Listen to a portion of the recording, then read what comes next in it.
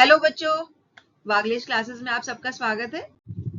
बच्चों, आज हम हिंदी की बुक क्षितिज के लेसन देव के सवैये व कवित के क्वेश्चन आंसर्स करेंगे। इस लेसन की रीडिंग हम अपनी पिछली वीडियो में कर चुके हैं, तो चलिए इसके क्वेश्चन आंसर शुरू करते हैं। इसका पहला प्रश्न है, कवि ने श्री ब्रज दूल्हा किसके लिए प्रयुक्त किया है और उन्हें संसार रूपी मंदिर का दीपक क्यों कहा है?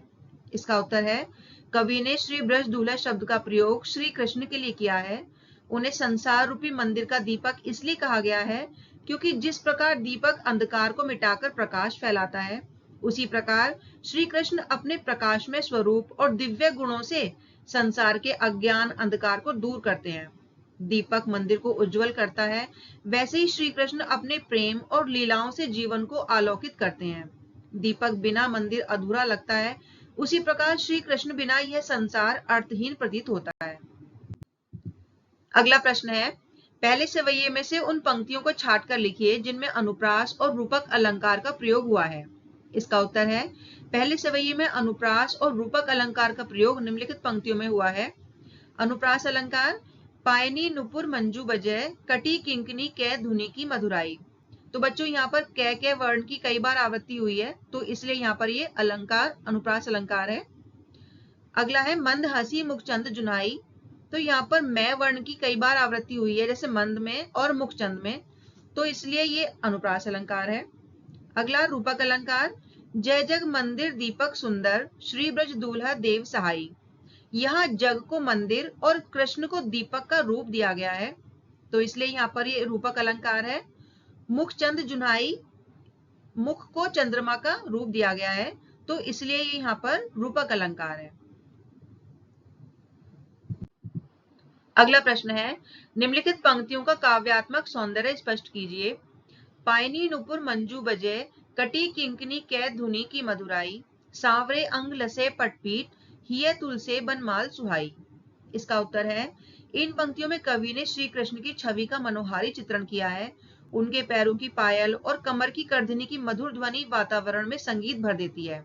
सांवले शरीर पर पीले वस्त्र और गले में वन के फूलों की माला उनकी शोभा को और बढ़ा देती है। अनुप्रास और रूपक अलंकार के प्रयोग से पंक्तियां श्रवण और दृश्य दोनों प्रकार के सौंदर्य से भर उठती हैं, जिससे श्री कृष्ण का अलौकिक रूप और भी आकर्षक हो जाता है और श्री कृष्ण की छवि एक संगीतमय और भावनात्मक सौंदर्य का प्रतीक बनकर उभरती है।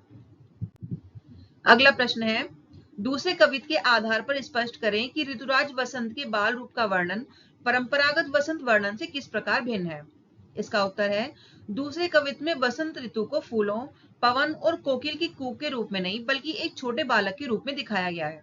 कवि ने वसंत को ऐसा बालक माना है जो प्रकृति की गोद में खेल रहा है।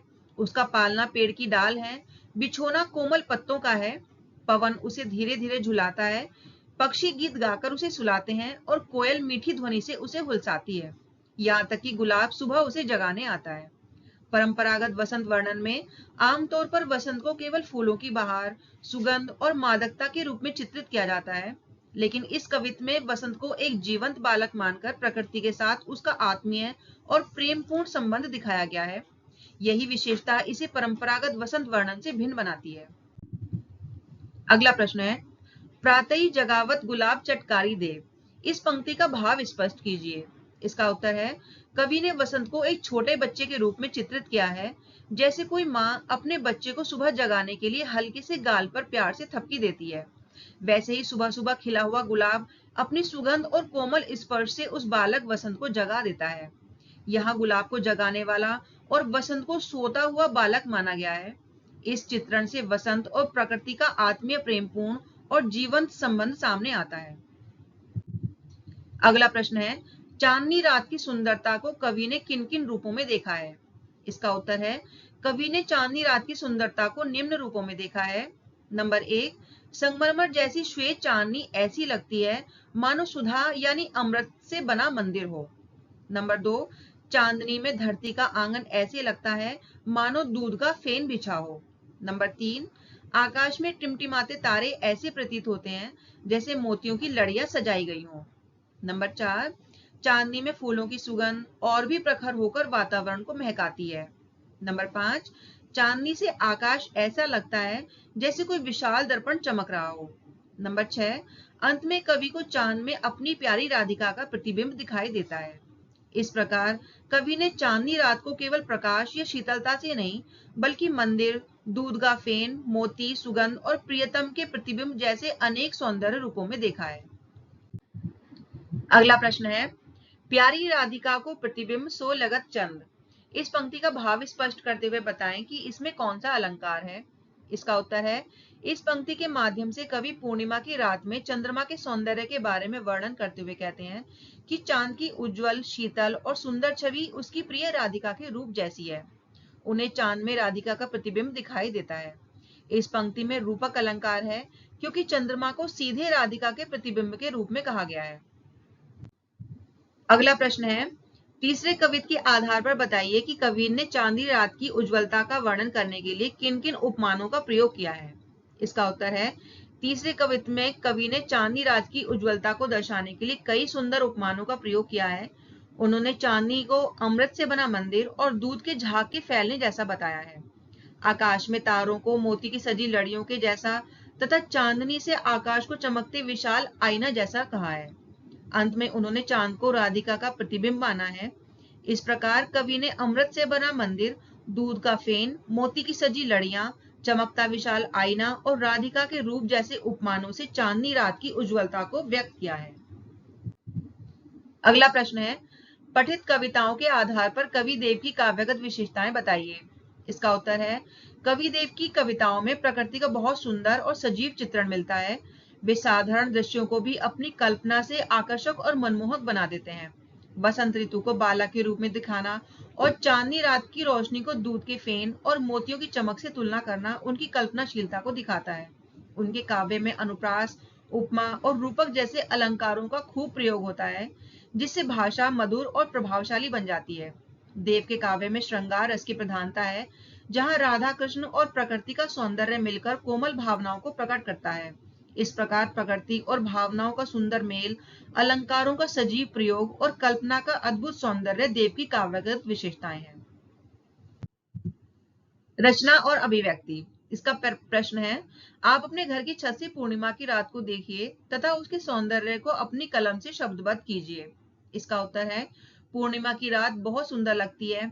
जब मैंने अपने घर की छत से आकाश देखा तो पूरा आकाश चांदनी से चमक रहा था। चांद गोल और उज्जवल था, जिसकी रोशनी से घर, पेड़ पौधे और सड़कें सब साफ दिखाई दे रहे थे। ठंडी हवा बह रही थी, जिससे मन को शांति मिल रही थी। तारे भी चमक रहे थे और ऐसा लग रहा था जैसे वे चांद के साथ खेल रहे हों। पूरा वातावरण शांत, सुखद और बहुत प्यारा लग रहा था। पाठ्येतर सक्रियता। इसका प्रश्न है, भारतीय ऋतु चक्र में 6 ऋतुएं मानी गई हैं, वे कौन कौन सी हैं।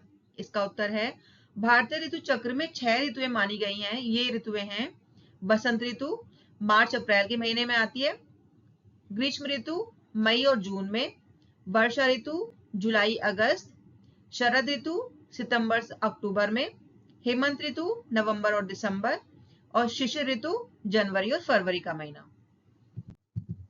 अगला प्रश्न है, ग्लोबल वार्मिंग के कारण ऋतुओं में क्या परिवर्तन आ रहे हैं। इस समस्या से निपटने के लिए आपकी क्या भूमिका हो सकती है। इसका उत्तर है, ग्लोबल वार्मिंग यानी धरती का तापमान बढ़ना ऋतु चक्र को बहुत प्रभावित कर रहा है। अब ऋतुएं पहले जैसी नहीं रही। गर्मी पहले से ज्यादा तेज और लंबी हो गई है, सर्दी कम और छोटी हो गई है, बारिश भी समय पर और ठीक मात्रा में नहीं होती, कभी बहुत ज्यादा होती है तो कभी बिल्कुल कम। इस कारण सूखा, बाढ़ और तूफान जैसी आपदाएं भी बढ़ रही हैं। खेती, पेड़ पौधे और जानवरों पर भी इसका असर पड़ता है। इस समस्या को कम करने के लिए हम सबकी भूमिका जरूरी है। हमें पेड़ लगाने चाहिए, बिजली और पानी बचाना चाहिए, प्लास्टिक का कम इस्तेमाल करना चाहिए और साइकिल या सार्वजनिक वाहनों का प्रयोग करना चाहिए। अगर हम सब मिलकर छोटे छोटे प्रयास करें तो ग्लोबल वार्मिंग को कम करके ऋतु चक्र को संतुलित बना सकते हैं। तो बच्चों, इसी के साथ ये लेसन के प्रश्न उत्तर यहीं पर समाप्त हो जाते हैं। मैं आशा करती हूँ आपको सभी प्रश्नों के उत्तर समझ में आए होंगे। अगर आपको ये वीडियो अच्छी लगी है तो वीडियो को लाइक और शेयर करें और चैनल को सब्सक्राइब करना ना भूलें, जिससे आने वाली वीडियोस आप तक आसानी से पहुंच सकें। Thank you.